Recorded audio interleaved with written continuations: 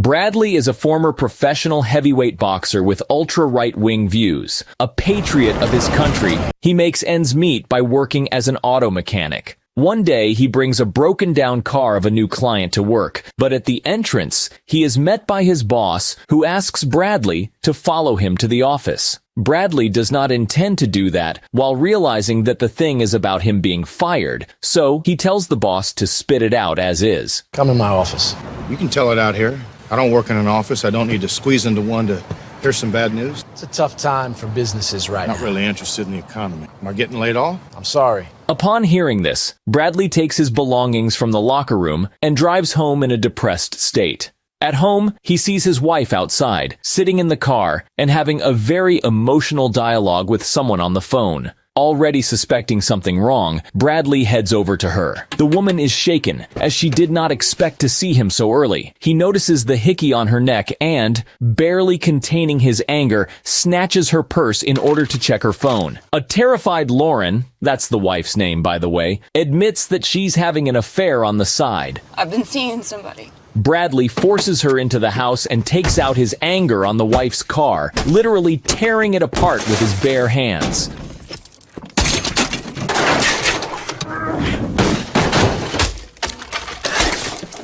Legit auto mechanic for f***'s sake. Upon entering the house, they start a frank and pretty tense dialogue, during which we find out two curious things. Firstly, the couple had a miscarriage a few years ago, which knocked them both, and they began to close in their feelings, less and less communicating with each other. On top of that, they both had severe drinking problems. Lauren admits that she was sure Bradley was cheating on her because he wasn't at home in the evenings. However, he claims that he is faithful to her and confesses in finding a part-time job that he kept in secret from her. They regret what they have done, and Bradley suggests they start from anew and try to have a baby again. Lauren does not understand how they are going to live. She is barely working, and Bradley was fired in the first place. I only get called in to substitute once or twice a week. You just lost your job. The man says he will call his old buddy Gil. These words make Lauren weep. She does not want her husband working as a drug dealer, but Bradley assures her that it is a temporary measure and he'll just be a delivery guy.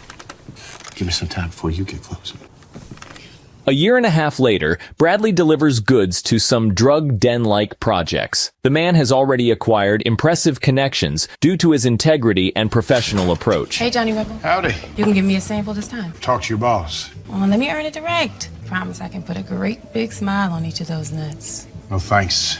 I don't want anyone to see their braces. After receiving the money, he gets into a brand new Ferrari and drives to the hideout. Having parked in the middle of some wasteland, he removes the license plates from the car and covers it with camouflage netting. Afterwards, Bradley informs his boss that the deal went successfully. There are two more Ferraris parked outside Bradley's house, and the house itself now looks more like a luxury mansion, which means things are looking up for the man. He walks into the kitchen and sees Lauren cooking. Bradley grumps at her for wielding a knife. I don't want you handling a knife right now. Please, put that down. But the woman replies with a smirk that it already feels like hyper-parenting rather than just caring for his wife. He lifts the wife up in his arms and carries her into the bedroom, but a phone call interrupts them. Bradley's boss, Gil, is urgently asking him to come. When they meet on the spot, Gil says that he's waiting for a Mexican from the cartel, who will become their new supplier. Literally, just a minute later, the cartel member walks into the room, accompanied by two thugs. This is Bradley. It's my top runner. His name is Eleazar, and he introduces his goons, Roman and Pedro. He adds that they will accompany Bradley during the delivery. Surely Bradley is not too fond of such a company, and he declares that he will not take Roman with him. I'm not doing a pickup with him. And for what reason? He looks like he's using. Vermont's been clean for 2 years. I test my employees. Gil tries to persuade Bradley because only such a firm and principled runner can deal with such thugs. He needs this supplier, and he says that Bradley himself has had drinking problems. The bottle ain't the same thing as Yeah, junk. don't kid yourself with that bullshit. You look at my brother, your old man. Having motivated Bradley with 3 months off after the birth of his baby, the friends agree to the deal. Bradley says he will be in charge of the team and asks Eleazar to order his bulls to obey Bradley unquestioningly from now on. Roman, look at me. If I say dump the package, what do you do?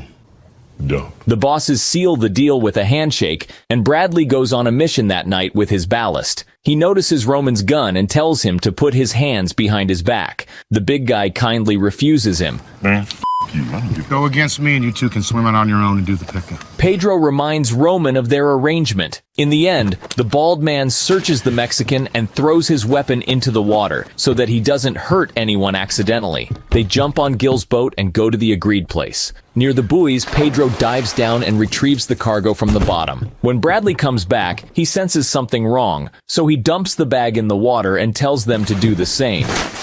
Dump, we'll pick him up later.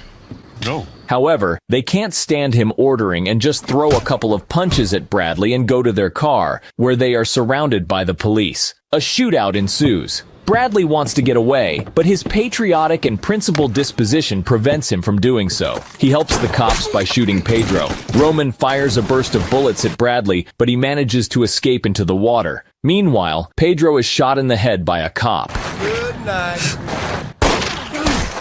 Bradley sneaks up on Roman from the other side, wounds him in the shoulder, and knocks him out with a couple of punches. After the showdown, he surrenders to the police. During the interrogation, the detective says he is amazed at Bradley's courage. He has seen the footage from the police body cameras. Thanks to his actions, not a single police officer has been killed. Although, even that will not help Bradley get away with it. However, helping the investigation process may make it easier for Bradley. The detective tries to push on Bradley's patriotism and the imminent birth of his daughter, but the man refuses to name his boss. He also says that he will get 4 or 5 years tops for his courier work, and he is ready to be held accountable. Who supplies your crystal? Some guy.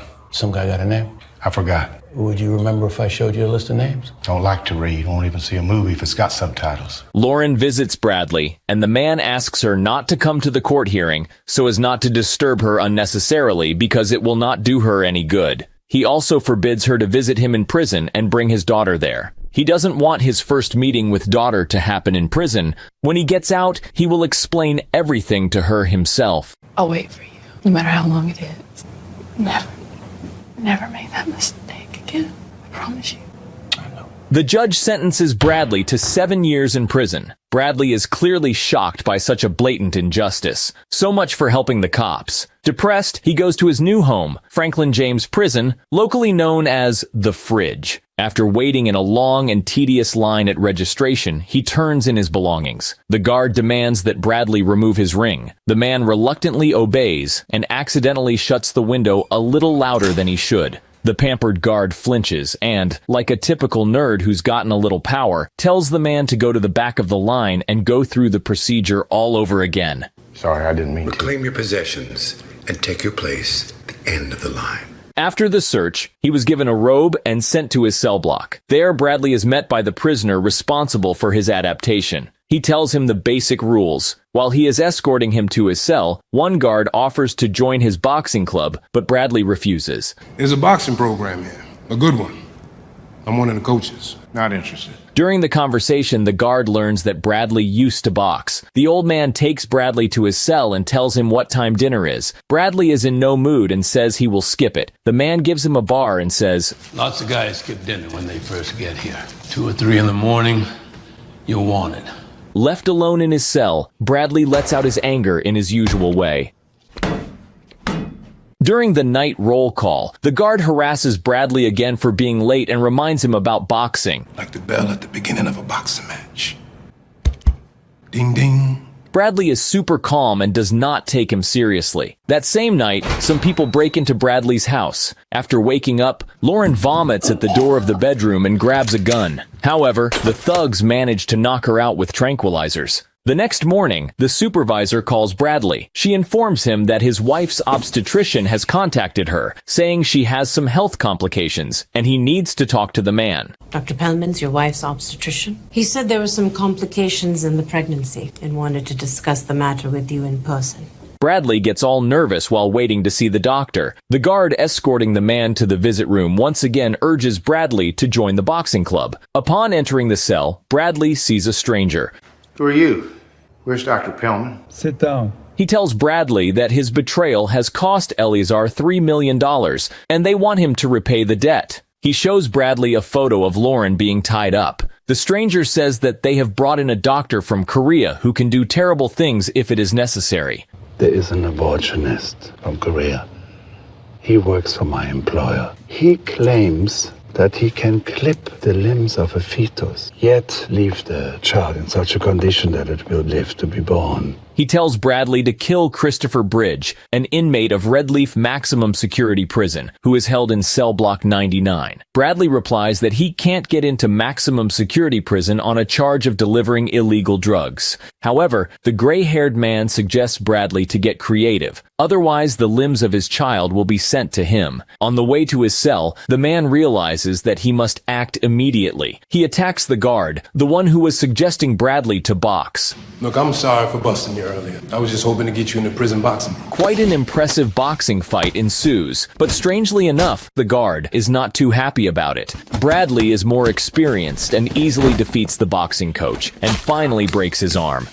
The backup arrives and Bradley gladly surrenders. Overhearing their dialogue, he learns that for this fight, he will only be transferred to a lower level. So he carries on aggravating his situation by picking a fight with the convoy. During the fight, one guard knocks out his colleague with a blow to the back of the head for some reason. After a stun gun discharge, Bradley is finally transported to Redleaf Maximum Security Prison. Upon arrival, he is met by armed guards, led by the warden. He explains to Bradley all the strict rules of the prison and orders Bradley's belongings to be thrown on the ground, along with his wedding ring. He brags that his men are much tougher than the wimps in the fridge. The men here aren't like those f***its over there at the fridge. And offers Bradley to put them to the test. Prisoners are expensive, and we're only too happy to help the state balance its budget by deploying some cheap lead. He is given a deep search right outside. Then the guard tells to put him in the most squalid cell. In his cell, Bradley almost throws up because of the clogged toilet smell. The wardens tell him that if he behaves well, he will be transferred in 2 weeks. Covering his face with a t-shirt, Bradley goes to sleep, but after a few minutes, he is awakened for a walk. In the yard, he meets another inmate who tells him that Block 99 is a place isolated from the rest of the prison with the most outrageous scumbags and psychopaths. Bradley decides to act immediately. Brad, what's wrong with you? It's Bradley. I'm psychotic. He approaches the Mexicans and provokes them into a fight. I'm gonna use that one. We using it now, gringo? Don't call me a foreigner. Last time I checked, the colors of the flag weren't red, white, and burrito. Wanna start some stuff? The big guy easily thrashes the Mexicans. Even their sticks turn out to be of no use to them. And look, just another NPC knocks out his friend with a blow to the back of the head. The fight is interrupted by a rifle burst from the watchtower. The guards enter the prison yard and Bradley beats them fiercely, breaking the arm of one of them. Only the cold steel of the revolver cools his temper. Finally, Bradley is taken to cell block 99 with a bag over his head. He is gently guided down the stairs, and he finds himself in a dark basement. A powerlifter's belt with an attached stun gun is put on Bradley. The warden demonstrates how it works, and Bradley falls to his knees. He says that points are awarded for each offense. For the recent fighting, he was given 25 points. Each point equals 1 electric shock. They will be tasing him anytime they want. When you are eating, when you are sleeping, when you are pissing, and when you are shitting. Bradley is brought to a new cell littered with broken glass, on which he immediately falls from another electric shock. He calls out for Christopher Bridge through the small window in the door. Christopher Bridge? Christopher Bridge! But the neighbor replies that there is no such person here at all. The conversation is interrupted by another electric shock. The guards take him out into the corridor and begin to abuse him with that very stun gun. Do not blink until I give you permission to blink. They say that his friends want to see him, and then lead him to the end of the corridor, where he is met by Elazar and his entourage in a spacious and cozy cell. It turns out that the feds found him and put him behind bars. He blames Bradley for all his troubles, the loss of his money, and the death of his sister's husband Pedro. My sister is now a widow. The guards give Eleazar the remote for the taser and ask him not to kill Bradley today. The thugs harass Bradley by beating and tasering him. Eleazar shows a picture of Lauren and says if he lays a finger on any of them, the surgeon will do his dirty work. Afterwards, they knock Bradley out. It's a long, slow payback, Blanco. In an unconscious state, they drag him to the cell. Upon regaining consciousness, he tears the sole off his shoe and puts it between the taser and his body. As they say, a car mechanic has to know his way around electricity. The guards once again take him out into the corridor where Bradley starts faking pain from the taser. When they let their guard down, Bradley attacks, disarming them. Then he slowly begins beating them, demanding the keys to the shackles. In the process, he accidentally kills one of them. You stupid asshole. You killed. I know what I did. And locks the other in a cell. Meanwhile, in Eleazar's cell, one of the fighters is literally dancing around a makeshift punching bag. Bradley enters, and the cocky fighter goes out with the heavyweight for a one-on-one fight. Surely, Bradley knocks him out without too much trouble. He then literally erases his face against the floor like tires against the asphalt. Legit auto mechanic, for f***'s sake. Oh, Two other henchmen try to stop him, and while Bradley is dealing with them, Eleazar calls his assistant and tells him to start the surgery if he doesn't call back in 10 minutes. Having knocked out his opponents, Bradley proceeds to stomp on their heads the way we used to stomp on beer cans in the backyard as kids. Eleazar unsuccessfully tries to blackmail Bradley, Call him off. but he doesn't respond and breaks his legs, forcing him to command the surgeon to stand down. Eleazar doesn't give in. Then the man drags him to the pervert cell. Right now, I'm dragging him to a bunch of guys who will him bloody. Eventually, the Mexican can't stand it and asks the assistant to let the woman go and take her to Gil. Bradley drags Eleazar into the cell where the guard is locked up. Stay put. And at that moment, the warden and his men come running to the cell block. Bradley says he'll finish off the two hostages if they try to break in. He adds that all he needs is just to receive one call and then he will surrender straight away. 1 minute after I'm off, I will turn myself over to you. And I swear that to Jesus Christ. Eleazar's assistant and the surgeon bring Lauren to Gil's house. Don't approach the vehicle. While they are reversing, Gil pulls out a hidden rifle and kills the assistant. Lauren snatches the weapon from him and kills the surgeon as he tries to escape. Always said Bradley picked the winner.